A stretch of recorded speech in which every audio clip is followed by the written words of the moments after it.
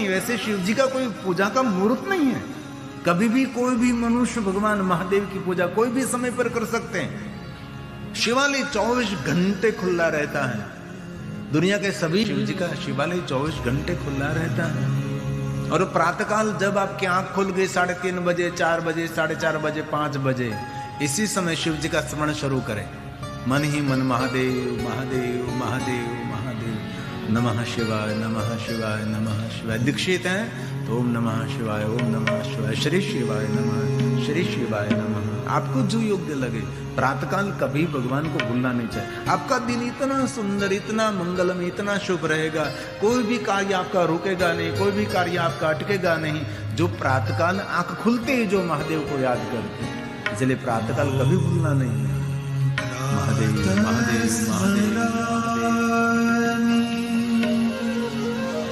प्रातः स्मरामि,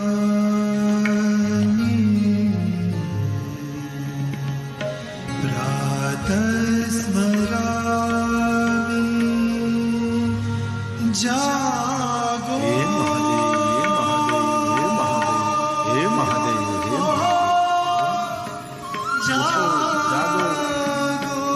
सूर्य उदय होने से पहले बिस्तर को छोड़ दीजिए। जो सूर्य उदय होने के बाद सोया रहता है उसका भाग्य भी सोया रहता है, उसका भाग्य कभी खुलेगा नहीं। इसीलिए जल्दी उठने का जो स्वभाव है आपको भाग्य को खोलने वाले हैं। इसीलिए सूर्य उदय हो से हमारे साधु संत 3 बजे उठ जाते हैं, 3:30 बजे, 4 बजे ब्रह्म मुहूर्त में उठकर प्राणायाम करते हैं, व्यायाम करते, बाद में भगवान शिव का ध्यान करते, महादेव को याद करते। स्मरामि भवभीतिहरं सुरेशं, गंगाधरं वृषभवाहनं अम्बिकेशं, खड्वाङ्गशूलवरदा भयहस्तमीशं, संसार रोग हरमौषध मद्वितीयं, प्रातः स्मरामि हे महादेव, हे महादेव, हे महादेव, हे महादेव। कभी अवसर मिले तो शिवालय में, कभी ज्योतिर्लिंगों में रात्रि निवास करें। सप्तरात्रम, जो कोई 7 रात्रि भगवान महादेव के शिवालय में निवास करता है वो महादेव के लोक में वास करता है। 7 रात्रि न रह सके तो कम से कम 5 रात्रम, 3 रात्रम, 1 रात्रम, 1 रात्रि भाई कोई शिवालय में रुकता है अथवा कोई ज्योतिर्लिंग में रहता है तो उसकी अंतिम रात्रि मंगलमय हो जाती है, उसकी अंतिम रात्रि शुभ हो जाएगी। हर मनुष्य के जीवन में एक बार तो अंतिम रात्रि आने वाली ही है। दुनिया में कोई ऐसा मनुष्य नहीं है जिनके जीवन में अंतिम रात्रि नहीं है। इसलिए अंतिम रात्रि को मंगलमय बनाने के लिए महादेव को विशेष प्रकार से याद करें। मेरा महादेव जरूर प्रातःकाल का देव है, लेकिन प्रातःकाल से ज्यादा महिमा मध्याह्न की है और मध्याह्न से ज्यादा महिमा संध्या समय की है। ये शिव है। स्पष्ट कहा कि सप्तरात्रि कोई शिवालय में रहता है तो उसके लिए वचन दिया, सद्य शिव पदम लभे, उनको भगवान महादेव का पद मिलता है। ये शिव जी की महिमा है। हर गांव में शिवालय है, जहां देखो वहां भगवान शिव विराजते हैं। विष्णु पत्नी लक्ष्मी निरंतर महादेव का पूजन करती हैं। विष्णु भगवान ने मार्गदर्शन किया है। बहुत लोग कहते हैं कि नारी शरीर को शिव जी की पूजा का अधिकार नहीं, लेकिन लक्ष्मी तो निरंतर महादेव की पूजा करती है। माता सरस्वती महादेव का पूजन निरंतर करती है। माता सरस्वती महादेव का पूजन निरंतर करती है। और एक दिन भक्ति परिपक्व हो गई और सोमवार के दिन महादेव मिले। सोमवार की महिमा क्यों है? शांति देने वाला, सुमति देने वाला, संपत्ति देने वाला और संतति देने वाला ये सोमवार है। और हो सके तो सोमवार के दिन उपवास करें। सोमवार के दिन श्वेत वस्त्र धारण करें, श्वेत पुष्पों से महादेव का पूजन करें, श्वेत नैवेद्य महादेव को अर्पण करें। सोमवार के दिन उपवास न हो सके तो सोमवासरे निशि भोजनम, संध्या समय शिव जी के दर्शन करने के बाद भोजन कर सकते हैं। और कभी अवसर मिले तो प्रहर प्रहर की महादेव की पूजा की अद्भुत महिमा है। लक्ष्मी जी को भगवान महादेव सोमवार के दिन मिले थे और महादेव ने कहा कि लक्ष्मी जी मेरे पास से कुछ वरदान मांगे। लक्ष्मी ने कहा कि महादेव आपके पास से वरदान क्या मांगू, आपका दर्शन वही सबसे बड़ा वरदान है, तो यही सबसे बड़ा वचन है। योगी महापुरुष ध्यान संध्या वंदना तप अनुष्ठान करते करते जन्म बिता देते हैं तो अभी भगवान आपके झांकी नहीं होती और आप मेरे समक्ष भगवान प्रकट हैं, तो मैं कितने भाग्यवान हूं। आपका दर्शन ही सबसे बड़ा वरदान, इससे बड़ा वरदान क्या हो सकता है। नहीं नहीं लक्ष्मी मेरे पास से कुछ आप मांगो। तब लक्ष्मी जी ने कहा महादेव बस एक वरदान मांगू छू, आपकी भक्ति मेरे हृदय में स्थिर रहे, कभी मैं आपकी भक्ति से विचलित ना हूं, मेरा मन कभी इधर उधर यहां भटके नहीं, मेरा संपूर्ण प्रेम विष्णु जी के चरणों में रहे और आपकी भक्ति मेरे हृदय में रहे भगवान, बस यही वरदान चाहिए। तब भगवान महादेव ने कहा लक्ष्मी एक ही वरदान मांगना है, आप प्रभु बस आपकी भक्ति में निरंतर करते रहो, स्थिर भक्ति मुझे मिले।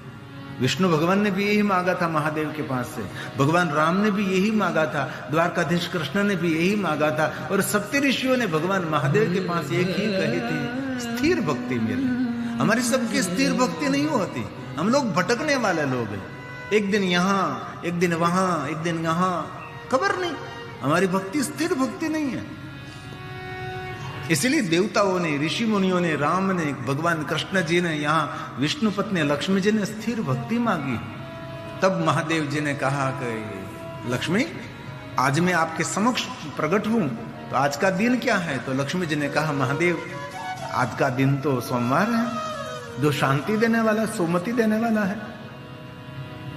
तो लक्ष्मी जी कहिए सोमवार के दिन किसकी पूजा की प्रधानता है। तब लक्ष्मी ने स्वयं ने कहा महादेव सोमवार के दिन तो आपकी पूजा की प्रधानता है। कोई मनुष्य रोज रोज नित्य नित्य आपकी पूजा नहीं कर सकते, वो सोमवार के दिन करते हैं और सोमवार के दिन नहीं कर सकते, वो महीने में एक बार करते हैं। त्रयोदशी व्रत करे हमेशा, ताके तन नहीं रहे कलेशा, धूप दीप नैवेद्य चढ़ावे, शंकर सन्मुख पाठ सुनावे, जन्म जन्म के पाप नचावे। महीने में एक बार प्रदोष पूजा, जीवन के सभी दोषों में से मनुष्य मुक्त हो जाएगा। प्रदोष पूजा, त्रयोदशी पूर्ण हो रही, चतुर्दशी का प्रारंभ हो रहा है, दोनों तिथि का मिलन उसको प्रदोष कहा जाता है, अथवा पंचांग में लिखा हुआ समय उसको प्रदोष कहा जाता है, अथवा त्रयोदशी कृष्ण पक्ष की त्रयोदशी के दिन सुबह में चंद्र की उपस्थिति में भगवान का पूजन, वो भी प्रदोष की पूजा है। और पूरी साल महादेव का पूजन न कर सके, लेकिन महाशिवरात्रि के दिन भगवान महादेव की पूजा करे तो पूरी वर्ष भगवान महादेव की पूजा का फल एक महाशिवरात्रि देते हैं। और इनमें भी महाशिवरात्रि के दिन सुबह में चंद्र की उपस्थिति में महादेव की पूजा करना, और महाशिवरात्रि के दिन चंद्र का दर्शन, वो चंद्र दर्शन नहीं है, वो साक्षात महादेव का दर्शन है। कभी महाशिवरात्रि के दिन जो चंद्र दर्शन हो जाए तो समझ लेना चाहिए आपको भगवान महादेव का दर्शन हुआ है। ये चंद्र दर्शन की महिमा है। इसलिए महादेव ने कहा कि लक्ष्मी आज का दिन सोमवार है, सोमवार के दिन मेरी पूजा की प्रधानता रही है, लेकिन मैं वचन देता हूं लक्ष्मी आज से आपकी पूजा सोमवार के दिन की जाएगी। इसलिए कोई लक्ष्मी जी की विशेष प्रकार से पूजा करना चाहते हैं तो सोमवार के दिन लक्ष्मी जी की विशेष पूजा करें। और भगवान महादेव ने दूसरा वरदान दिया कि लक्ष्मी आप मुझे कहो अब किसकी साधना करते हैं। तो लक्ष्मी जी ने कहा मैं तो महादेव की आपकी ही साधना करती हूं। तो सुनो लक्ष्मी, इस देवलोक में आपका परिचय क्या है। लक्ष्मी जी ने कहा देवलोक में सभी मुझे कहते हैं कि विष्णु पत्नी लक्ष्मी, विष्णु पत्नी लक्ष्मी, विष्णु पत्नी लक्ष्मी। तो आज से मैं आपका थोड़ा सा नाम विधान बदलता हूं। भगवान महादेव ने कहा लक्ष्मी जी को, लक्ष्मी जी ने कहा मेरा नाम भगवान आप बदलेंगे। भगवान शिव ने कहा कि मेरी जो भक्ति करते हैं ना उसका नाम बदलने की क्या बात करो, उसका भाग्य भी मैं बदल सकता हूं, लेकिन एक बार मेरा साधन करे, मेरी साधना करे, मेरी उपासना करे, एक बार मेरा भजन करे। इसीलिए महादेव जी ने कहा कि लक्ष्मी आज से आपका नाम विष्णु पत्नी लक्ष्मी नहीं, आज से आपका नाम रहेगा विष्णु पत्नी महालक्ष्मी, कारण कि आपने महादेव की साधना की है। इसलिए आज से आप सारा देवलोक विष्णु पत्नी लक्ष्मी नहीं कहेंगे, आज से सारा देवलोक आपको विष्णु पत्नी महालक्ष्मी करेंगे। इसलिए भगवान शिव जी ने लक्ष्मी को वरदान दिया। वहां से कहते हैं महालक्ष्मी, शिव की उपासना का फल है महालक्ष्मी। इसलिए महादेव के भक्तों को भाग्यवान नहीं कहते, महाभाग्यवान कहते हैं। भगवान की कथा अद्भुत नहीं, महाअद्भुताम कथाम दिव्याम, ये महाअद्भुत कथा है। कथा श्रवण करने से पुण्य नहीं, कथा श्रवण करने से महापुण्य मिलता है। और कथा सुनने वाला कोई आत्मा नहीं है, कथा सुनने वाले सभी महात्मा हैं। कोई भी जाति का, कोई भी ज्ञाति का, कोई भी वर्ण का, कोई भी देश का हो, जो भगवान की कथा सुनता है, महादेव की कथा श्रवण करते हैं, वही स्वयं महात्मा है। महादेव की भक्ति करते वही महात्मा है। तो लक्ष्मी जी स्फटिक शिवलिंग की पूजा करते हैं, प्रातःकाल पूजा करते हैं, मध्याह्न पूजा करते हैं, संध्या समय पूजा करते हैं। और तीनों समय जो भगवान का पूजन करते हैं, मेरु कांचन दताना, 3 समय महादेव की पूजा करें, प्रातःकाल, मध्याह्न और संध्या। 3 समय जो शिव का पूजन करते हैं, उसके लिए क्या कहा? मेरु कांचन, मेरु पहाड़ जितना स्वर्ण का दान करे, करोड़ों गायों का दान करे, करोड़ों घोड़ाओं का दान करे, शिव दर्शन करने मात्र से। मेरु कांचन दतानं गवां कोटि शतानि सैकड़ों पंचकोटि तुरंग गणा तत्फलं शिवदर्शनम् तत्फलं शिवदर्शनम्। भगवान महादेव की दिन रात पूजा करें। लेकिन एक बात याद रखिए, सुख तो तब मिलेगा जब आपके जीवन शैली बदले, शांति तो तब मिलेगी आपका व्यवहार बदले। जहां तक आपका व्यवहार नहीं बदलेंगे, आहार नहीं बदलेंगे, विचारों नहीं बदलेंगे, तब तक कुछ मिलने वाला नहीं। दिन रात आप भजन करते रहो, लेकिन भजन का प्रभाव जरूर मानसिकता पर पड़ता है। लेकिन व्यवहार बदलने के लिए, विचार बदलने के लिए, हमारे कर्म बदलने के लिए तो कथा श्रवण करनी चाहिए। कर्म जहां तक बदले नहीं, वहां तक तो कुछ मिलता नहीं। आरोग्य की झंखना करते हैं तो आपके आहार में थोड़ा विवेक होना चाहिए, तो ही आपका आरोग्य रहेगा। आरोग्य आहार से रहता है। और विचारों में आप संयम रखना चाहते हैं तो आहार पर संयम होना चाहिए, तो विचारों पर संयम रहेगा। विचारों पर संयम रहेगा, आहार पर संयम रहेगा, तो व्यवहार पर आपो संयम हो जाएगा। इसलिए आहार शुद्धि, विचार शुद्धि और व्यवहार शुद्धि व्यक्ति को सुख दे सकती है। जहां तक हमारा स्वभाव नहीं बदलेंगे, वहां तक सुख की अपेक्षा कहां से रखेंगे। और भगवान व्यास ने यह भी कह दिया कि लाख पूजा करो, लेकिन जहां तक आपका कर्म नहीं बदलेगा, वहां तक कोई सुख की अपेक्षा नहीं। तो कलयुग के अंदर कर्म का फल भोगना पड़ता है। अब नहीं खाने का खाते रहते हैं, नहीं पीने का पीते रहते हैं, दूसरों के साथ कपट करते रहते हैं, दुराचार करते रहते हैं, और सुख की अपेक्षा रखे तो कैसे सुख मिलेगा। इसीलिए कहा भगवान व्यास जी ने, एवं ज्ञात्वा नर कुर्वन्, कलयुग के अंदर जैसे कर्म करोगे वैसा फल मिलेगा। और कलयुग की महिमा भी ऐसी है, कलयुग में इस जन्म में कर्म करो तो दूसरे जन्म में नहीं मिलता। कलयुग इतना सुंदर युग है, जिस समय कर्म करो इसी समय फल मिलता है। एकदम इंटरनेट पर ऑनलाइन फल मिलता है। जैसे आज लोग वस्तु ऑनलाइन मंगाते हैं, वैसे कर्म भी ऑनलाइन।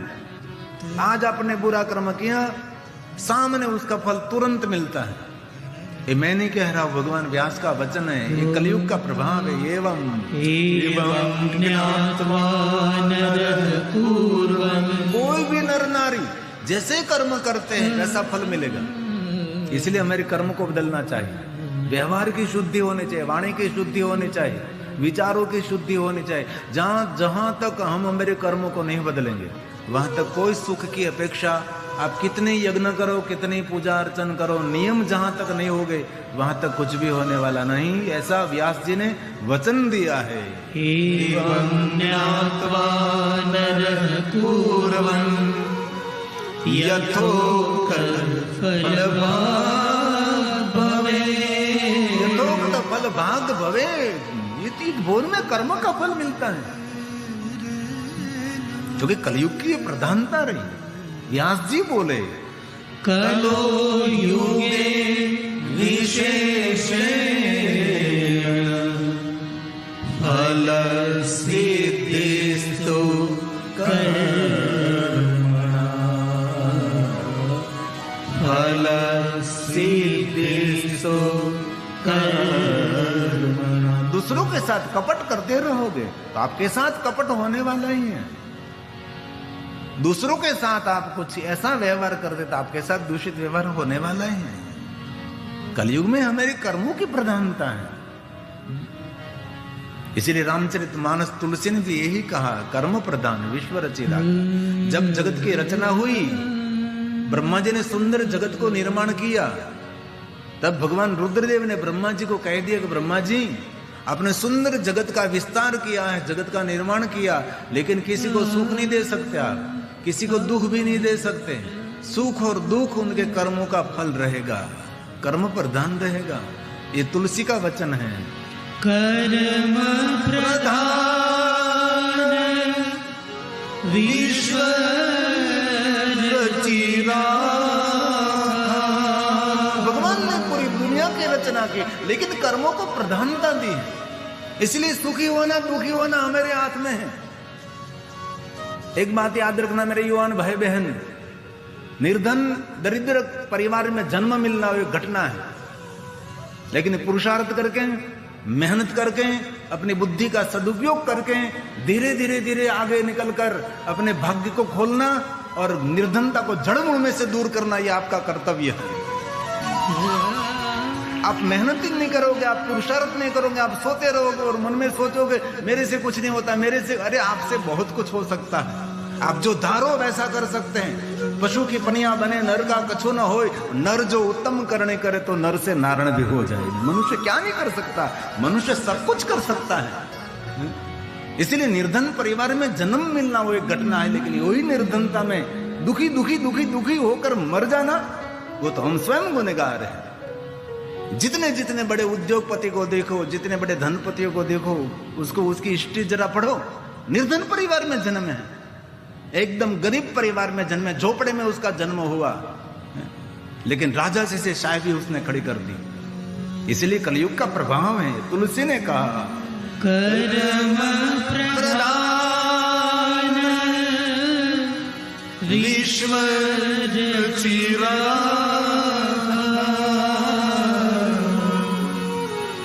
जो जस करहि सो तसु फलु चारा। जो जस करहि सो तसु फलु चारा। मेरे युवान भाइयों बहनों को मेरी प्रार्थना है, दुनिया को जीतने हैं तो सुबह का बिस्तर जीतना पड़ेगा, क्योंकि सुबह का बिस्तर बहुत पकड़ता है।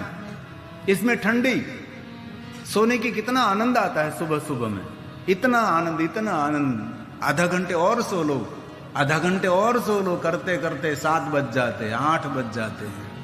कहीं कहीं कुंभकर्ण के उभयश्री 10-10 बजे तक सोए रहते हैं। सोना चाहिए तो सोना छोड़ो। बहुत सारे महापुरुषों की आप कहानी पढ़ना, उस लोगों ने मेहनत की है। कोई धनपति को देखकर ईर्ष्या नहीं करनी चाहिए, कोई उद्योगपति को देखकर उनके लिए बुराई नहीं करनी चाहिए, कोई बड़े पदाधिकारी उसको देखकर कभी बुराई नहीं करनी चाहिए, उसने कुछ मेहनत की होगी। कोई बड़ा डॉक्टर है, डॉक्टर को देखकर कभी ऐसा नहीं बोलना चाहिए कि तो बहुत पैसा ले रहे हैं। श्रेष्ठ और अच्छे डॉक्टर बनने के लिए 24 घंटे में से 18 घंटे मेहनत करनी पड़ती है। कोई भी क्षेत्र में श्रेष्ठ बनने के लिए 24 घंटे में से 18 घंटे देना पड़ता है, तब बेस्ट बन सकते, तब श्रेष्ठ बन सकते। ऐसे सोए सोए कोई नहीं बनता। इसीलिए मेरे युवान भाइयों बहनों को बहुत पढ़ना चाहिए, मेहनत करनी चाहिए, पुरुषार्थ करना चाहिए। बैठे रहने से भाग्य भी बैठा रहता है। इसलिए सुबह का बिस्तर जिसने जीत लिया वो दुनिया को जीत सकता है।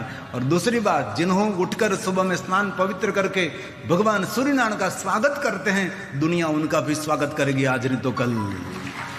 इसलिए जागना पड़ेगा, उठना पड़ेगा, काम करना पड़ेगा। कोई काम छोटा नहीं है। काम में आपकी विशेषता होनी चाहिए, काम में आपकी कुशलता होनी चाहिए, कोई विशेषता। कोई सामान्य मनुष्य काम कर रहा है, उससे कुछ अलग करे। एक ही व्यक्ति एक वस्तु का उपार्जन कर, लेकिन आप कुछ उपार्जन कर दो, उससे अलग होना चाहिए। इसलिए जीवन समझने जैसा है। सकल पदार्थ भगवान ने किसी को किसी वस्तु से वंचित नहीं रखा। सकल पदार्थ है जगमाया। अरे एक बच्चे को दूध पीना है तो हाथ पग हिलाना पड़ता है, तब माँ दौड़ते दौड़ते बच्चे को दूध पिलाते। मेरा बच्चा जाग उठा है, उसको भूख लगी है, बच्चे को दूध पीने के लिए हाथ पैर हिलाना पड़ता है। तो हम लोग तो बड़े हो गए हैं।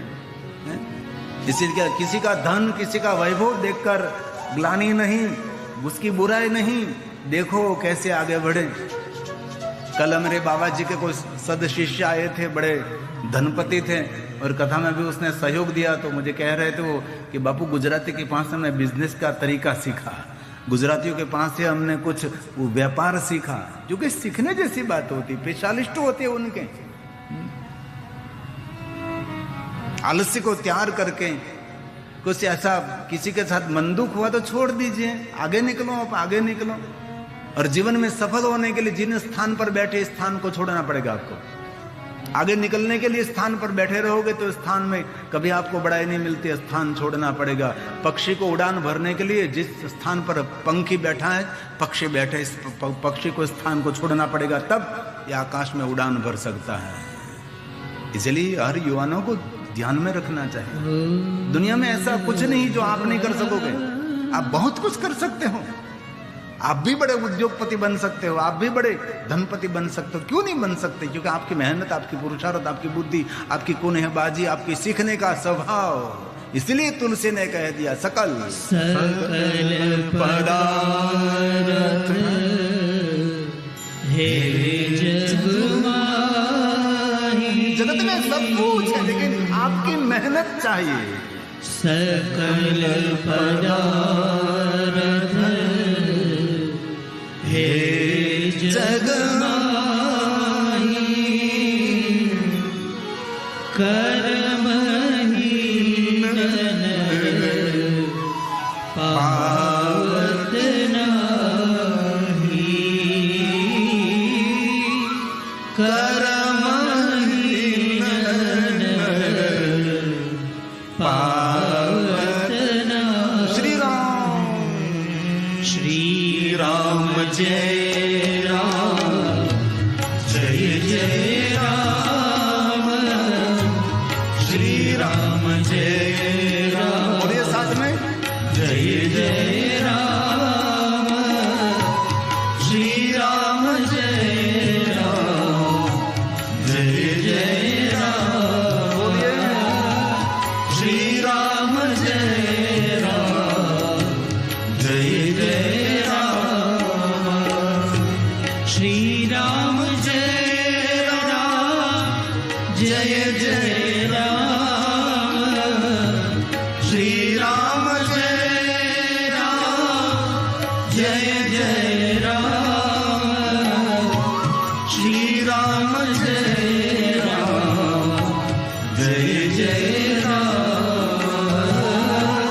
श्री राम जय राम, जय जय राम। नमः शिवाय, नमः शिवाय, नमः शिवाय, नमः शिवाय, हर हर भोले, नमः शिवाय, हर हर भोले, नमः शिवाय।